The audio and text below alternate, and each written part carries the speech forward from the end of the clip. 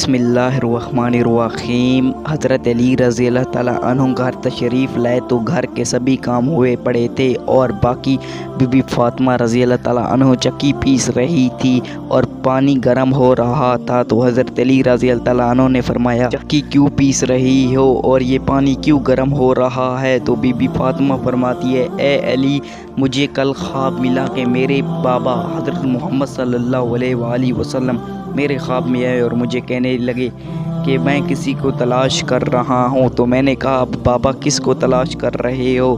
تو انہوں نے کہا، اے فاطمہ، تجھے تلاش کر رہا ہوں، تو میرا جانے کا وقت آ گیا ہے، آج میرا آخری دن ہے، کل میری وفات ہو جائے گی۔ سننا تھا کہ حضرت علی رضی اللہ تعالیٰ عنہ کے آنکھوں میں آنسو آ گئے اور وہ تڑپ کے رونے لگے اور فرمانے لگے کہ ابھی ہمارے پاس حضرت محمد صلی اللہ علیہ وسلم کی وفات کا غم ہے اور ابھی تم جانے کی بات کر رہی ہو، میں تمہارے بغیر کیسے جیوں گا اور تمہاری جدائی کو کیسے برداشت کر پاؤں گا؟ تو بی بی فاطمہ فرمانے لگی، اے علی، جیسے تم نے میرے بابا کی موت پر صبر کیا ایسے بھی کرنا۔ تو حضرت علی کہنے لگے، یہ پانی کیوں ابال رہی ہو اور آج تم کام کیوں کر رہی ہو؟ کیونکہ کل تو تم چلی جاؤ گی، تم آرام کرو میرے ساتھ۔ تو بی بی فاطمہ رو کے کہنے لگی، اے علی، میں نے کپڑے دھو دیے ہیں تاکہ آپ کو صاف کپڑے مل جائے، میں آٹا اسی لیے پیس رہی ہوں کہ تاکہ میرے بعد پھر ان کو کون آٹا پیس کے دے گا، اور پانی اسی لیے گرم کر رہی ہوں تاکہ حسن اور حسین کو اس سے نہلا سکوں، اپنے بچوں کو۔ تو حضرت علی اور بی بی فاطمہ دونوں رونے لگے۔ حضرت علی نے بی بی فاطمہ کو سمجھایا اور چارپائی پہ بٹھایا۔ وہیں حضرت بی بی فاطمہ رضی اللہ تعالیٰ عنہ کی طبیعت خراب ہو گئی اور اس کو بہت ہی تیز بخار ہونے لگا۔ اب دونوں رو رہے تھے کہ حسن اور حسین گھر میں تشریف لائے۔ ماں باپ کو روتا دیکھ کے دونوں کے سینے میں لگ گئے اور جا کے ان کو چومنے لگے۔ سوچو اس ماں کے دل پہ کیا گزر رہی ہوگی جسے پتہ چل گیا ہو کہ میں نے کل اس دنیا سے جانا ہے، اور میرے بیٹوں کو کون روٹی دے گا، کون کھانا کھلائے گا، کون ان کا خیال رکھے گا؟ تو سوچو آپ خود اپنے ذہن سے چوتو۔ امام حسن اور امام حسین نے پوچھا حضرت علی سے تو حضرت علی خاموش رہے۔ جب بی بی فاطمہ سے پوچھا تو انہوں نے فرمایا، اے حسن اور حسین، اپنے نانا کی قبر پہ چلے جاؤ۔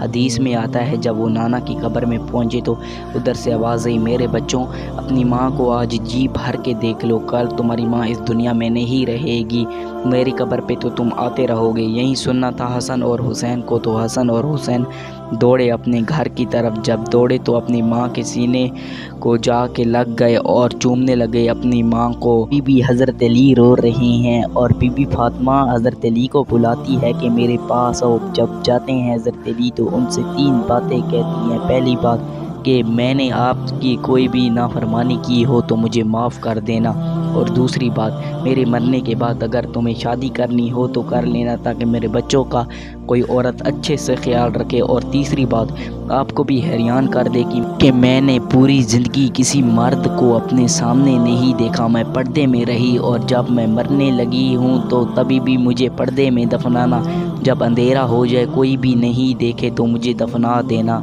تو یہ تھی حضرت بی بی فاطمہ رضی اللہ تعالیٰ عنہ۔ آپ خود سوچو، جب حضرت امام حسین، حضرت امام حسن، حضرت علی اور بی بی فاطمہ رو رہے ہوں گے تو کیا منظر ہوگا اس گھر کے اندر۔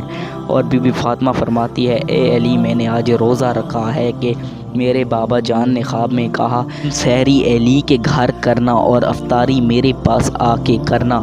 تو یہی کہنا تھا کہ حضرت بی بی فاطمہ رضی اللہ تعالیٰ عنہ کا یہیں پہ انتقال ہو گیا، اور باقی حضرت بی بی فاطمہ رضی اللہ تعالیٰ عنہ کو کفن پہنایا گیا، اور پھر جب جنازہ اس کا اٹھایا گیا تو حضرت علی اور امام حسن اور پیچھے امام حسین، اور وہاں پہ ایک صحابی آ جاتے ہیں جس کا نام ابو غفاری ہوتا ہے۔